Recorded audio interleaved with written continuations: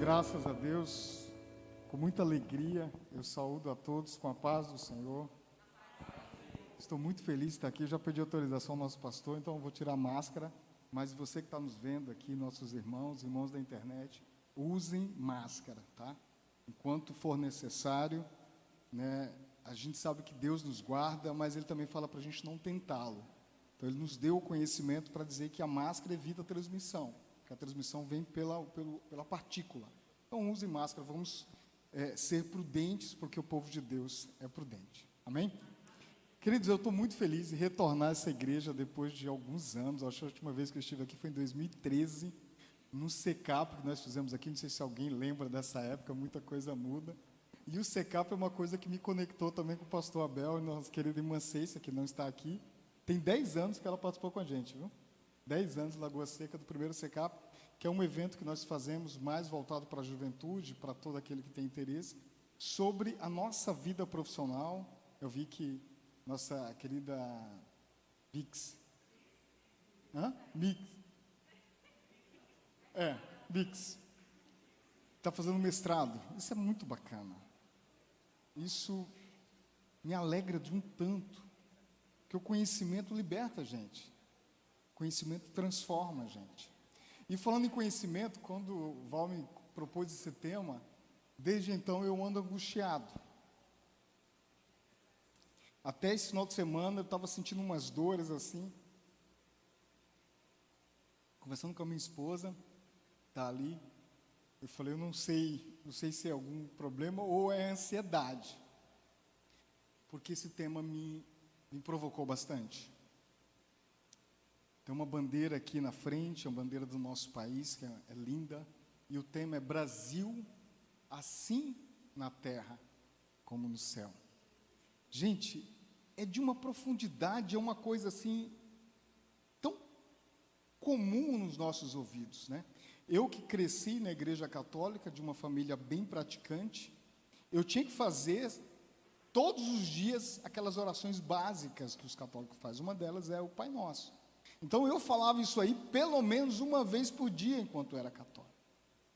Até meus 12, 13 anos.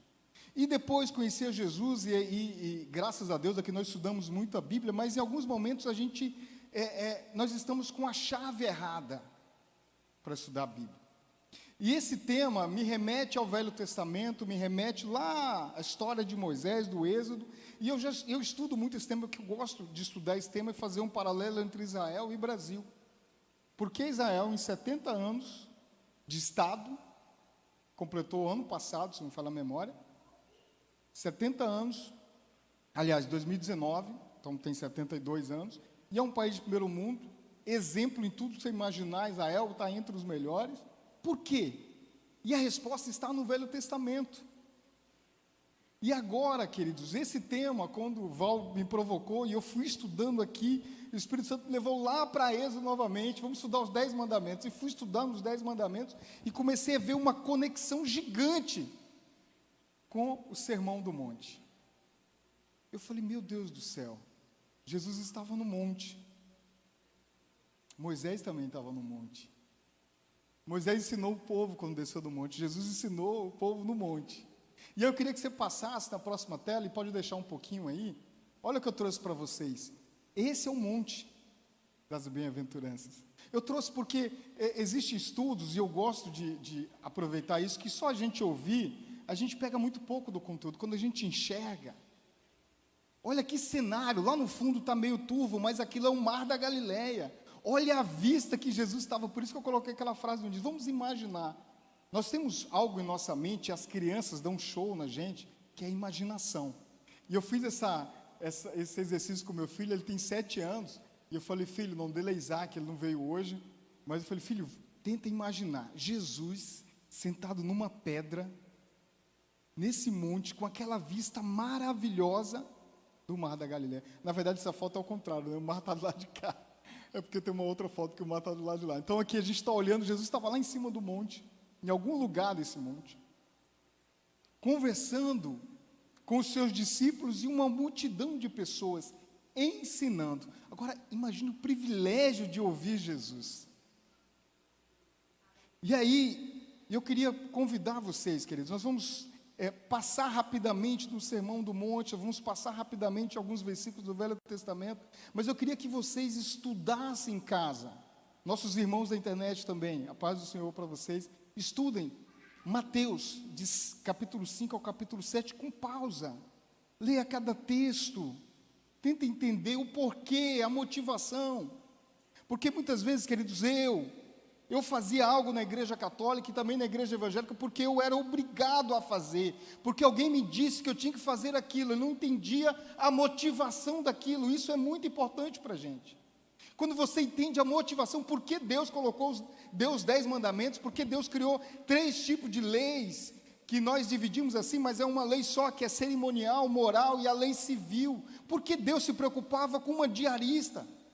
Porque Deus criou o sábado, a gente tem um repúdio disso, não, eu não conheço, então eu não estudo, mas é tão lindo o conceito da criação do sábado, do ano sabático, do ano de jubileu, é tão lindo isso, a gente começa a ver o cuidado de Deus com nós, e aí a gente vê, querido, no ministério de Jesus, que se dedicou ao ensino também, e ele estava numa outra, provavelmente no mesmo local, ensinando a multidão, e o discípulo falou, olha, manda o povo embora, que o povo está com fome. Jesus falou, não, porque Deus se importa com as pessoas, não é só o alimento espiritual, não, Ele se importa com você, como você é e como você está.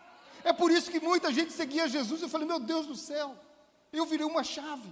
Falei, nossa, tem tudo a ver o que a gente está estudando aqui no Sermão do Monte, com o que Deus instituiu como leis para o povo. Eram regras sociais. E aí, como eu quero que um Brasil clame assim na terra como no céu, se eu não faço a minha parte aqui em Felipe Camarão?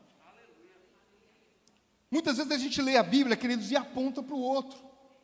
Qual é o nome do irmão aqui? O nome do senhor? Arnaldo. Eu vou ler a Bíblia aqui e aponto só para o irmão Arnaldo. Olha, Deus está falando para você aqui, não, a palavra começa comigo, eu que estou lendo, está falando comigo. E depois vai falar com você. Não adianta dar glória a Deus, aleluia, aqui, se a minha vida não glorifica a Deus lá fora. Eu estou cansado de ver pregadores animando a igreja. A minha vida precisa glorificar a Deus, e onde eu estou, na universidade fazendo mestrado, aonde eu trabalho, Bia, em todos os lugares. Aí eu estou apto para dar glória a Deus aqui também, senão sou só um hipócrita. Porque a gente aqui é um leão, lá fora a gente é um gatinho que tem mia. Não estou falando para você sair daqui com arrogância, não, pelo contrário, é com humildade, cheio da presença de Deus, derramando amor, misericórdia nesse bairro, nessa cidade. É isso que a gente precisa. É isso que esse texto fala, assim na terra como no céu. Gente, isso é muito poderoso. Eu estou clamando para Deus trazer para cá, na minha vida, as mesmas coisas que Ele tem no céu. E você sabe qual é as bases do trono de Deus? Salmo 89, 14. Justiça e misericórdia, justiça e igualdade. Se a minha vida não tiver justiça, eu posso vir para cá todos os dias, eu posso orar, eu posso jejuar e não vai valer de nada. Isaías capítulo 1, a partir do verso 11. Deus condena tudo que o povo fazia, porque Deus instituiu o sacrifício. Fala, vocês precisam trazer um animal assim, assim, assado. Vocês precisam trazer a oferta. E eu estava lendo Êxodo, não lembro agora se era 38, 39, quando Deus mandou construir os utensílios do templo. Gente, é lindo demais aquela passagem. E aí, Moisés falou ao povo, olha, vocês trazem ouro, prata, trazem tudo para cá. Chegou uma hora aqui, os artesãos falaram, olha, Moisés, manda o povo parar de trazer. E aí, queridos, eu estou falando agora de finanças, inclusive, porque tem gente que reclama do dízimo 10%. Querido, não é uma obrigação. Se você está fazendo por obrigação, você está fazendo errado. Aquilo fala de gratidão, com tudo na sua vida, você deve fazer por gratidão a Deus. E aí não importa se você vai dar 10, 20, aquilo é só uma base, uma referência. E o povo era mais abençoado. Não estou falando aqui de teologia da prosperidade, não, estou falando de gratidão a Deus. Mas, queridos, passa mais um, por favor. Eu trouxe aqui algumas imagens, Sermão do Monte, pode passar mais um. Olha o que diz o capítulo, pode passar? No capítulo 5, no versículo 17. Não pensam que eu vim para acabar com a lei de Moisés ou com os ensinamentos dos profetas. Não vim para acabar com eles, mas para dar o seu sentido completo. Isso é tremendo. Pode passar, nós vamos estudar, queridos. Agora, antes da gente chegar aqui, sobre os mandamentos. Não sei se eu vou conseguir ler, mas eu vou olhar para cá. Olha aqueles mandamentos aqui. Não terá outros deuses. Os 3 primeiros mandamentos falam de Deus, né? O segundo, não farás para ti imagem de esculturas, não as adorarás, não tomarás o nome do Senhor em vão. Isso fala da grandeza de Deus, da gratidão que o povo deveria ter para com Deus. Era mais ou menos assim, queridos, o cenário. Deus tirou esse povo do Egito. Nós cantamos um hino, até pouco, não sei, acho que foi um jovem que cantou aqui, né, falando, dele vai abrir o mar. Olha o milagre que começou, primeiro com o coração de Faraó, depois tira o povo de lá, quando chega no Mar Vermelho, como é que vai passar? Vem um exército atrás, Deus vai e abre o mar, um milagre. O povo passa no pé enxuto, e aí passa 40 anos, Deus cuidando desse povo. Só que para isso Deus se preocupou, falou, peraí, esse povo era escravo, tinha uma perspectiva de escravo, esse povo não tinha massa crítica, eles não refletiam, qualquer coisa que falavam para eles, só baixavam a cabeça, era escravo. Nós temos muitos crentes hoje que ainda estão na mentalidade de escravo, e a palavra de Deus nos trouxe liberdade, a palavra de Deus nos empoderou, nos deu ousadia, nos libertou da escravidão, mas tem muita gente que gosta ainda só de baixar a cabeça. Não estou falando aqui de você ser arrogante, não tem nada a ver com isso. Estou falando que o conhecimento da palavra de Deus liberta a gente. E aí, queridos, Deus falou, nós precisamos de regras que vão reger a vida desse povo. E aí Moisés foi lá para o Monte Sinai, e aí, enquanto Moisés está lá, o povo se rebela. Por isso que é importante a gente vir para a igreja, porque a gente passa um mês, né, você viu, a pandemia, um ano e pouquinho de pandemia, muita gente não veio mais para a igreja. Eu não preciso mais não. Na verdade, você não precisa estar aqui para servir a Deus. Não precisa. Mas aqui é um momento de comunhão, de fortalecimento. A gente ouve histórias como a de Bia e outras histórias que nós vimos aqui que nos motiva, nos alegra, nos dá força. Essa é a importância daqui, nós aprendemos e saímos daqui cheio para impactar essa cidade, esse bairro e esse país. Então é importante a gente estar aqui. E aí Deus vai instituir essas regras. São regras que quando eu olho para ela, bom, se esse Deus fez tudo isso por mim, o mínimo que eu posso fazer por ele é não colocar outro no lugar dele. Um outro que não fez nada, isso é o mínimo, é o básico, é o óbvio. E o povo não fez isso. E aí mais uma vez eu falo para você, a gente não está falando do povo, a gente está falando de Freire, a gente está falando de você. Deus fez tantas coisas por mim, queridos. Tantas coisas, eu poderia contar um monte de coisa aqui. E esse ano eu iniciei o ano um pouco rebelde. Falei, eu vou ser egoísta esse ano, eu vou cuidar da minha vida. Sério, eu falei isso esse ano. Quem me acompanha viu que eu não postei mais nada nas redes sociais. Falei, eu vou cuidar da minha vida. Meu pastor me ligava, a gente estava na pandemia ainda, tinha um culto online, né? Freire, como é que você está? Eu falei, estou na caverna. Todo bicudo ainda, né? Estou na caverna. E aí Deus começa a lembrar o que Ele fez por mim. Há 8 anos atrás, eu fiquei vegetando numa cama. Eu tive uma inflamação na medula. Essa doença, 30% dela morrem, quem tem essa doença. Outros 30% ficam com sequelas irreversíveis. E outros 30% aí tem alguma coisa, fica sentindo alguma coisa.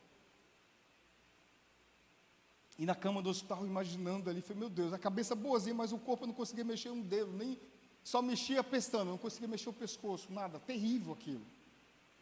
No auge da juventude, estou jovem, a gente pensa, eu posso tudo. Não, se Deus não tiver misericórdia da gente. E aí Deus me faz lembrar dessas coisas, aí eu falo, meu Deus, e faz me lembrar também lá de Eclesiastes, capítulo 12, falo, lembra do teu Criador. Eu falo, meu Deus do céu, é muito forte isso. E eu comecei a refletir, querido, falei, olha, se Deus tiver misericórdia de mim, se Ele não voltar, eu devo ter mais ou menos 20 anos de vida útil. Eu falei, meu Deus, quer dizer, eu estou num declínio aqui, se eu não acordar e Ele não voltar e não acontecer nada, eu tenho 20, isso passa muito rápido. Eu preciso fazer alguma coisa para o Senhor hoje. Se eu não fizer hoje, eu vou ficar reclamando quando eu estiver mais velho. Estou falando o que aconteceu comigo esse ano, queridos. Está acontecendo ainda. Por isso que eu falei, não, vamos voltar com o SECAP. O SECAP, eu falei, não, aquilo me dava muito trabalho. Abençoamos algumas vidas, abençoamos. Eles despertaram através desse projeto. Eu falei, não, eu preciso, todo aquele conhecimento que Deus me fez ter acesso a alguns lugares extraordinários que eu frequentei e aprendi, eu preciso compartilhar isso com alguém. Enquanto é tempo, que vai chegar tempo que eu não vou conseguir. A vida é assim, nós sabemos disso, mas nós não despertamos para isso. Nós vamos voltar aqui. E aí, continua os mandamentos. Lembra do dia do sábado. E esse mandamento para a gente, nós somos assembleanos, pentecostais, é um pouco estranho. Mas como assim lembrar do dia do sábado?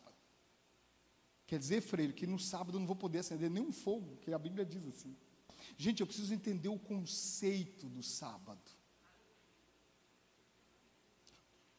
Quando a gente estuda a história de Israel, e nós estamos estudando, quem está vindo para a escola bíblica, só para me ver, levanta a mão, quem está vindo para a EBD aí. Eu trouxe até um exemplo da EBD numa dessas telas aí. Olha, estou tão nervoso que a garganta está fechando. Nós estudamos a história de Israel, tanto que o povo pecou. Tanto que o povo foi ingrato a Deus, se prostituiu e mais um monte de outras coisas. Inclusive o sábado. Agora, eles transformaram isso numa questão religiosa. Era uma obrigação. Falou, Deus, não, olha, escolha o sábado para você me adorar. Você vai trabalhar 6 dias, você vai parar no 7º. O 7º você vai dedicar a mim, mas mais do que isso, ninguém na sua casa vai trabalhar, nem o seu animal. Olha, Deus se preocupando com a nossa saúde mental e física. Experimenta trabalhar 7 dias sem parar. Num trabalho pesado, num trabalho braçal. Você não vai aguentar começar o 9º dia. Deus está preocupado com isso. Além disso, tem outras festas. Deus está falando, olha, vocês precisam confiar em mim que eu vou sustentar você. Olha o conceito. Deus era tão bom com o povo que queria que ele parasse um dia. A bondade de Deus. E não para por aí, ele criou o ano sabático. Olha, a cada 7 anos você não pode plantar nada. No 6º ano, na sua plantação normal, eu vou dar em dobro para você passar o 7º ano. Olha que Deus maravilhoso. Você vai passar um ano sem fazer nada e você vai ter o seu sustento. Você não pode colher, quem é dono da terra não podia colher. Porque aquilo que saía da terra era dos pobres, dos órfãos, da viúva, dos estrangeiros. Eu tenho um Deus aqui, que Ele é tão maravilhoso, que Ele se preocupa com todos, inclusive com aqueles vulneráveis. E quando você olha para a Bíblia, esse grupo de pessoas está de Gênesis a Apocalipse. Inclusive Tiago diz lá, a verdadeira religião. Você sabe qual é a verdadeira religião, né? Atentar para a causa da viúva e dos órfãos. Porque essas pessoas, elas perdiam. Imagina um órfão, uma criança ser criado sem seus pais. Eu fui criado com mãe praticamente. A dificuldade que minha mãe teve para criar 2 filhos. E mais uma filha de criação. Adotiva. Nesse mundo afora. Tanto que minha mãe ralou. E aqui provavelmente tem algumas pessoas numa situação como essa. É muito difícil.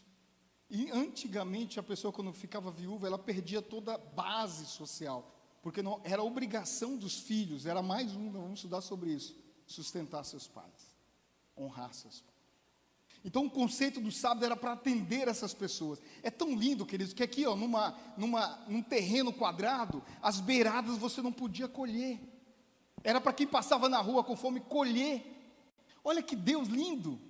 Chegou um ponto dele dizer o seguinte, olha, se você contratar alguém para trabalhar por uma diária, pague no mesmo dia, não deixe para pagar no dia seguinte. Que Deus é esse que se preocupa com um diarista? Esse é o Deus que nós servimos, que nós devemos adorá-lo, que nós devemos honrar por tudo que Ele é, porque Ele é santo, Ele é maravilhoso, Ele é justo, Ele é misericordioso. E aí continua a questão do sábado. Aí tinha um ano de jubileu, que era o resgate da terra daqueles que perderam, e o tempo está voando. A cada 50 anos, qualquer pessoa que perdeu a sua terra por qualquer outra coisa, voltava para a sua terra. Só que Israel não cumpria isso. Por isso, um dos pecados que ele foi para o cativeiro, nós estudamos isso hoje na EBD. Mas vamos em frente. Honra teu pai e tua mãe. Olha que princípio. Honra teu pai e tua mãe. E é o primeiro mandamento com promessa, que é ter vida longa na terra. Nós estamos caminhando para um país, Brasil, de uma população envelhecendo. Daqui uns anos seremos mais idosos do que jovens. O nosso país não respeita idosos. Nos Estados Unidos, lá, todo mundo paga plano de saúde. Graças a Deus nós temos o SUS aqui. Mas experimenta pagar plano de saúde na idoso. Você tem 49 anos, quando você muda para 50 já tem um reajuste e aumento. Quando você muda para 60 anos, triplica o valor. Na fase da vida onde as pessoas mais... Eu só estou falando de um detalhe. É o Brasil que nós vivemos. Se a gente precisa clamar assim na terra, como no céu, a gente precisa ir contra esse tipo de coisa. Mas a gente não vai contra isso, queridos, porque nós não conhecemos. Que eu preciso honrar pai e mãe. Eu preciso ensinar isso na igreja desde criancinha. Você precisa respeitar seu pai, a sua mãe. E todos os idosos. Essa mesma lei, queridos, mais à frente fala, se levante na presença dos idosos. Hoje tem cadeiras exclusivas para idosos e gestantes nos ônibus e muitos não respeitam. Eu vou para São Paulo, às vezes eu ando de metrô, eu gosto de andar de metrô em São Paulo. E às vezes tem aquelas cadeiras identificadas, tem idosas em pé e jovens sentados. Nós estamos falhando na formação. Vamos continuar, queridos. Aí temos essas leis, honra teu pai, não matarás, não adulterarás, não furtarás, não dirá falso testemunho contra o teu próximo. São leis, regras sociais. É como eu devo viver aqui em Felipe Camarão. Imagina se Felipe Camarão tivesse todo mundo cumprindo essas regras. Que lugar maravilhoso seria para morar. É assim que é assim na terra como no céu. Agora, queridos, eu tenho que fazer a minha parte, eu preciso fazer a minha parte. Não dá para chegar aqui e cobrar alguma coisa se eu não faço a minha parte. Olha que mandamento. E a gente não olha para a Bíblia como um mapa para a nossa vida social. Às vezes olha para a Bíblia só falando, não, nós vamos morar numa Jerusalém celestial. Vamos, mas enquanto você está aqui, o que você vai fazer? A Bíblia fala o que você tem que fazer enquanto está vivendo aqui. Como você tem que se portar na sociedade, na faculdade. Nós não preparamos nossos jovens para chegar na faculdade. Eu cheguei dando uma palestra para uma igreja da Zona Norte, uma jovem falou, Freire, a minha professora está fazendo bullying porque eu sou evangélica. Aí eu falei, diga para a sua professora que ela só é professora porque evangélicos lá atrás lutaram para que as mulheres estudassem. É um legado nosso, mas nós não conhecemos a nossa história. E aí chegamos na universidade de cabeça baixa. Porque o cristianismo, ele iguala as pessoas. Não importa para Deus se você é homem ou mulher, se você é rico ou é pobre, não importa. Isso é um conceito do cristianismo. Mas nós fomos perdendo isso. Está aqui essas regras. Porque como é que a gente vai morar numa sociedade onde eu não confio no jovem aqui? No povo de Deus não deveria ter isso. Mas eu já recebi reclamações de amigos meus. Eu falei, Freire, lá na empresa eu não vou contratar mais evangélico. Eu tive muita dor de cabeça com o evangélico. E o pior que eu tive também numa empresa que eu trabalhei, que eu contratava muita gente. Eu tive também dor de cabeça. Queridos, nós que somos sal e luz da terra e do mundo, né? Nós precisamos ser referência, Bia, onde a gente está. A igreja deveria ser os melhores em tudo que fazem. Se você vai olhar para a ciência, Einstein era cristão. Ele escreveu mais sobre fé, sobre evangelho, do que sobre física. Mas a gente não sabe disso, porque a gente não gosta de estudar. A gente nem lê a Bíblia.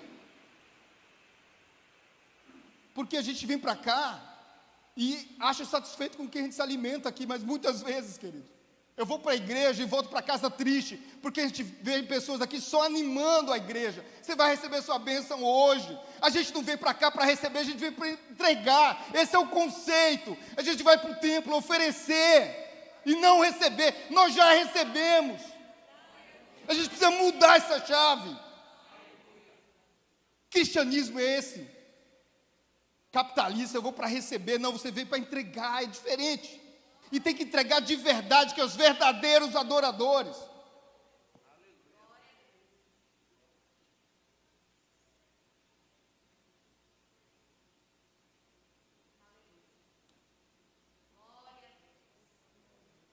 Eu não queria estar falando isso, queridos. Até entrar na rua aqui, eu falei, meu Deus, será que eu vou receber uma chave de volta, uma mensagem dizendo, Freire, não precisa vir mais. Até entrar na rua aqui. Eu queria receber, viu, vó? Não cobiçarás. Antes disso, não dirás falso testemunho contra o teu próximo. Queridos, esses mandamentos refletem o caráter de Deus. Se eu sirvo um Deus que é justo e é misericordioso, como é que eu vou faltar a verdade com o meu próximo? O conceito de justiça que Deus criou é tão lindo, e ele se baseava também na testemunha. Para alguém ser condenado, tinha que ter uma testemunha. E se essa testemunha desse testemunho falso, poderia injustamente condenar alguém. Deus colocou isso, ele fez um extrato nos 10 mandamentos. Não dirás falso testemunho contra o teu próximo. E aí Jesus lá na frente fala, ame o teu próximo como a ti mesmo. Está aqui, resumido. E o 10, queridos, não cobiçarás a casa do teu próximo, a mulher do teu próximo. Como é que eu vou viver numa sociedade onde a outra pessoa tem inveja do que eu tenho e eu tenho inveja que ela tem? Um ambiente hostil. Esse não é um ambiente do reino de Deus. Não é um ambiente do reino de Deus. Quando a gente continua estudando essas regras, e meu tempo acabou, abre a Bíblia lá no Mateus capítulo 5. Os 10 mandamentos está lá em Êxodo capítulo 20, você pode depois ler isso em casa, leia os 10 mandamentos, o trecho da Bíblia dos 10 mandamentos, medite, faça comparação com o que a gente está estudando aqui. Eu tenho certeza que a vida de vocês não serão a mesma a partir dessa leitura. Eu tenho certeza disso. Eu estudo há muito tempo essas passagens, queridos, há muito tempo. E eu fico imaginando com a igreja brasileira vivendo a palavra de Deus. Nós somos quase 50 milhões de evangélicos. Só de assembleanos, a gente acha que é mais de 10 milhões de assembleanos nesse Brasil. Povo que se dedica à santidade, o povo que ora. Mas está faltando a gente entender como a gente deve mudar esse país. Não é escolhendo candidato, eu gosto da esquerda, da direita, está tudo errado. Está tudo errado. Não. A gente precisa primeiro conhecer. As outras coisas virão naturalmente, porque tudo que eu faço lá fora eu tenho que me basear nessa palavra. Tudo. Mas hoje, falar de política é briga na certa. Em qualquer grupo, em qualquer família. O Google aqui acordou, me falou em frente. Sim, queridos, olha aqui as bem-aventuranças. Moisés desceu com as leis, com as tábuas da lei, ensinando o povo. Vocês precisam fazer isso, vocês precisam fazer aquilo, vocês têm que fazer isso. O povo, para assumir a terra prometida, teve que aprender como viver na terra prometida. A nossa vida aqui na terra tem que ser de tal modo que quando eu for para o céu, eu vou só continuar adorando a Deus em outro corpo glorioso, porque tudo que eu faço aqui já é para a glória de Deus, ou deveria ser. É assim que nós devemos viver, queridos. Eu não tenho que viver só na expectativa que um dia eu vou para o céu, não. Isso é mesquinharia. Você, para ir para o céu, só precisa crer. Martinho Lutero teve esse, não, é só pela fé. A igreja católica na época tinha um monte de julgo, tinha que pagar para isso, pagar para aquilo. E agora um pastor dos Estados Unidos essa semana disse, olha, você precisa, Jesus não voltou ainda porque vocês estão pagando menos, você tem que dar mais. Ele não mudou não, a gente está precisando de uma outra reforma hoje em dia. E Martinho Lutero falou, não, eu só preciso crer. Agora se eu creio, eu sou uma nova criatura, e como nova criatura, os meus frutos são diferentes. Mas eu não preciso fazer isso para ser salvo. Eu não preciso dar esmola para ser salvo. Eu não preciso ajudar ninguém para ser salvo. Só preciso crer. Isso liberta a gente também. Tira um peso das nossas costas. Agora também você não vai ficar vivendo de qualquer forma. Eu preciso aprender. E Jesus relata aqui até como eu devo viver. Primeiro tem as bem-aventuranças. Bem-aventurado os que choram. Que incoerência é essa? Os que são perseguidos, está lá o próprio Jesus falando no monte. Bem-aventurado quem tem fome e sede de justiça. Deus é justo. Ele estabeleceu os 10 mandamentos lá para o povo, falou, olha, se vocês honrarem isso, eu serei bom até a 1000ª geração de vocês. Mas se vocês não cumprirem isso, eu vou punir até a 4ª geração, porque Ele é justo. Mas mesmo assim, não é na mesma proporção. E aí, queridos, tem as bem-aventuranças. Depois disso, Ele continua ensinando, olha, vocês são o sal. O próprio Jesus falando, a sua vida aqui tem que ter sal. Como uma comida sem sal para você ver. Isso não está falando, querido, que é o que você precisa fazer para o céu, não, é para você viver na terra como sal. A sua vida da porta para fora tem que ser sal, tem que ser luz, tem que brilhar. Tem que ser referência. E hoje, nós conseguimos tudo com esse aparelho. Você quer aprender o que você quiser, está aqui nesse aparelho. Mas nós perdemos tanto tempo, principalmente a juventude, com coisas que não tem nada a ver. Você pode aprender qualquer coisa desse mundo. Eu tive que sair daqui de Natal para São Paulo para ter um treinamento com um professor dos Estados Unidos. Isso em 2018. Uma instituição que eu faço parte trouxe esse professor de rádio. Eu tive que sair daqui para lá. Hoje, essa mesma instituição dá os mesmos cursos online. Eu estou aqui em casa, tendo o mesmo conteúdo. Olha como a vida da gente mudou, está mudando. Aqui de Natal, da sua casa, de Felipe Camarão, você pode falar com qualquer pessoa de qualquer lugar do mundo e apresentar Jesus para ela. Não existe mais fronteira geométrica, não existe mais desculpas. Você pode até se preparar para ir. Nossa igreja agora, tem uma jovem, Bia tem 22 anos, Bia também lá, está no Havaí fazendo curso para ser enviada para um país que ela nem sabe para onde vai, pela Jocum. Ela sentiu um chamado muito forte e foi-se embora. A gente tem orado muito por ela. Então eu preciso entender que a minha vida precisa impactar a vida de outras pessoas. Estava assistindo um filme essa semana evangélico, que um cara queria fazer sucesso. Ele perguntou para um cantor famoso, como é que eu faço para chegar lá? Ele falou, não, você não entendeu. Entendeu? Como é que você quer tocar a vida das pessoas? Quando você tiver resposta para isso, qualquer coisa que você for fazer, Deus vai abençoar. Então, qualquer curso que você for fazer, se você fizer para tocar a vida das pessoas, Deus vai abençoar. Porque isso é importante, queridos. O amor de Deus precisa alcançar as pessoas e eles têm a mim e a você para isso. Ele não vai vir aqui e fazer nada, não. Ele vai usar você e a mim para isso. Depois disso, ele fala do cumprimento da lei, nós lemos isso. Aí depois ele fala do assassinato, que é algo que nós temos de mais valioso hoje, é a vida. Minha esposa está grávida. Nós fizemos o exame essa semana, o bebê está com 11 milímetros, é um caroço de arroz. E aí o médico falou, você quer ouvir o coração dele? Aí eu olhei para o médico assim e falei, mas como? E ele colocou lá o som do coração, eu filmei, gente, que eu não acreditei, 150 batimentos por minuto, o coração está aceleradíssimo, e batendo no compasso. Gente, isso é a grandeza de Deus que faz isso, é a vida que Ele criou, ninguém tem autoridade para tirar essa vida. E aí, querido, eu vejo muita gente colocando, eu sou contra o aborto. Falando, não é só ser contra o aborto, é ser a favor da vida, porque tem muitas crianças hoje em dia que já nasceram, mas estão sendo mortas também, porque não tem ninguém para cuidar delas, porque não tem ninguém para fazer nada contra elas, ou muitas vezes estão indo para as drogas, e a gente não estamos alcançando essas vidas. Então eu preciso ser a favor da vida, seja ela no ventre, ou seja ela já que nasceu. Eu sou a favor da vida.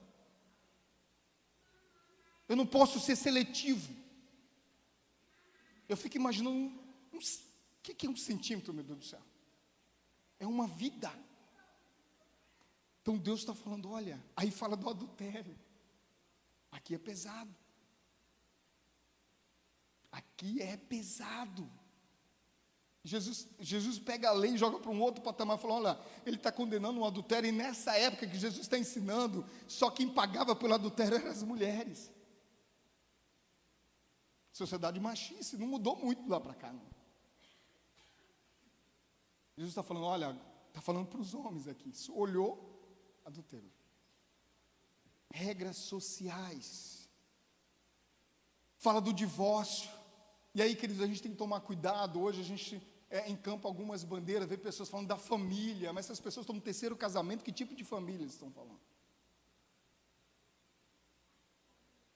Aí fala dos juramentos, e ele traz um outro contexto, olho por olho, e aí ele muda aqui, falando: peraí, você não pode entrar nessa linha do olho por olho. Não, vocês não. Se vocês são meus seguidores, não. E aí ele leva isso para um outro patamar: preciso amar meus inimigos. Regras sociais. Isso é difícil, querido. Não dá, não entra na minha cabeça. Como é que eu tenho que amar inimigos? Mas é o que ele ensinou, não foi que ninguém, não é nenhum livro de coach. O próprio Jesus, no primeiro ensinamento dele, ele manda amar os inimigos. E aí eu vou dizer uma coisa para vocês não vão conseguir fazer tudo isso do dia para a noite, é um processo. Mas se você não começar, nunca você vai conseguir fazer isso. Você pode até passar a vida toda vindo para essa igreja, servindo ao Senhor aqui da forma que você acha que deve servir. Muitas vezes você vai estar até perdendo tempo, porque você não sabe a forma certa de servir ao Senhor. A própria lei diz o seguinte: olha, se você trouxe algo para entregar no altar, e se você lembrou que tem alguém que você feriu, precisa pedir perdão, largue o sacrifício a Deus, largue e vá para o seu irmão. Isso é muito forte, é como eu convivo com você, isso importa para Deus. Isso importa para Deus, para mim falar assim na terra como no céu, passa por esse processo de convivência.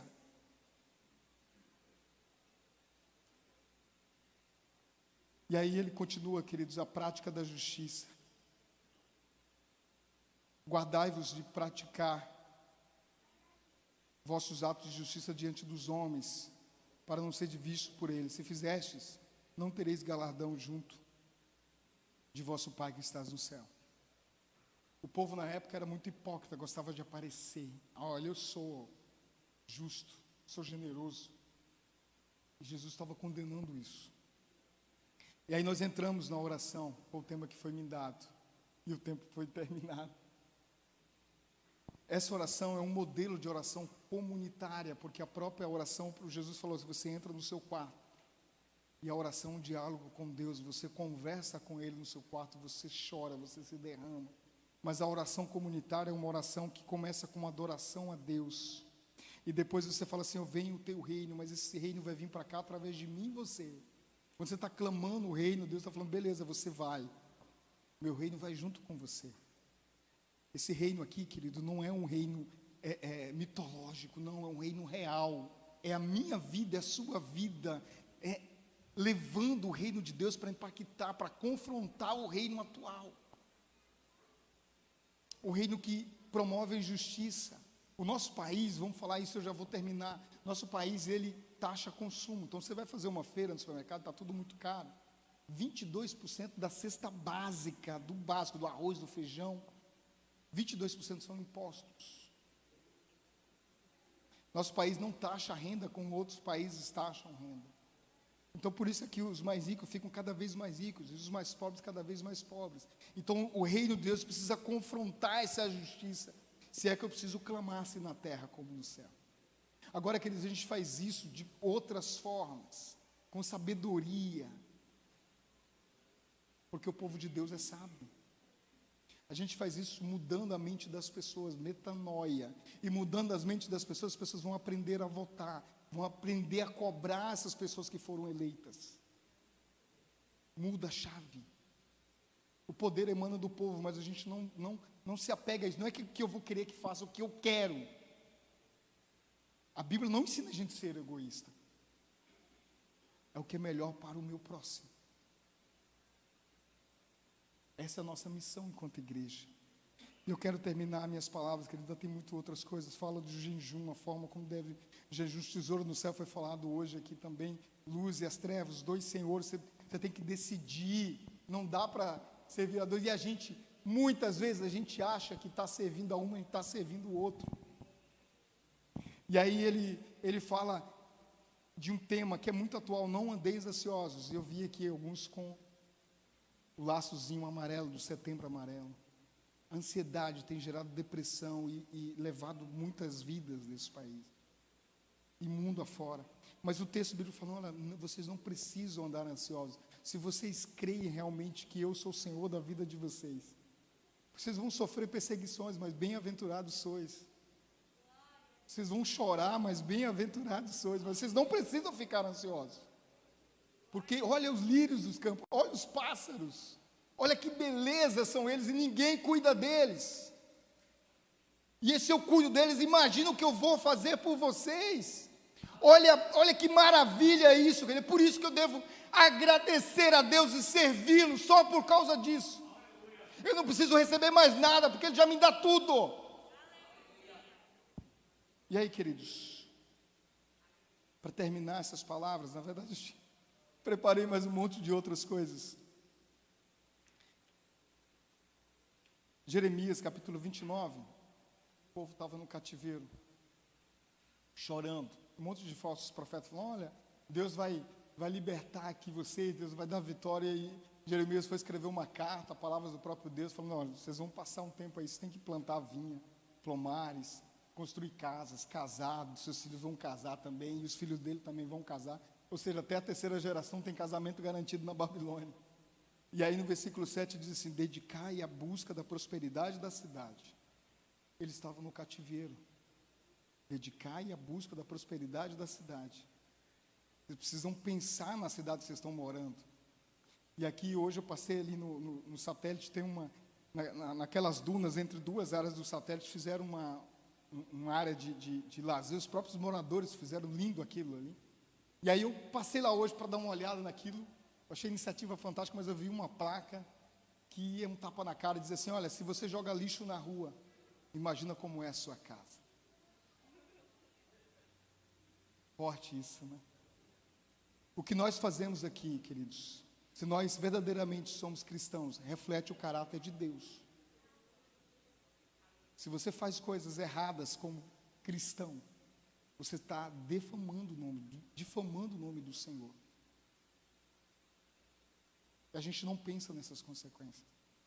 E aí, para terminar, diz assim, olha, portanto, todo aquele, capítulo 7, versículo 24 de Mateus, todo aquele que ouve essas minhas palavras e as pratica, será semelhante ao homem prudente que edifica sua casa sobre a rocha. Eu convido vocês, igrejas, irmãos que estão online, leiam essas palavras. Volte os vídeos, veja os trechos que eu falei, tem várias outras passagens. Levítico, do capítulo 22 até o capítulo 29, fala das regras sociais, das condutas como o povo deveria. Não é para você colocar aquilo a risco, para você entender o propósito daquilo, a motivação, porque Deus fez aquilo com o povo. E aquelas leis, aquelas regras, regem o Estado de Israel hoje. Então, se eu aplicar aquelas regras à minha vida, vai mudar alguma coisa na sua vida. Eu não tenho dúvida disso. Que Deus continue nos abençoando, que Deus tenha misericórdia. Querido, se eu magoei alguém aqui, me perdoe, não era nosso propósito. Deus abençoe a todos.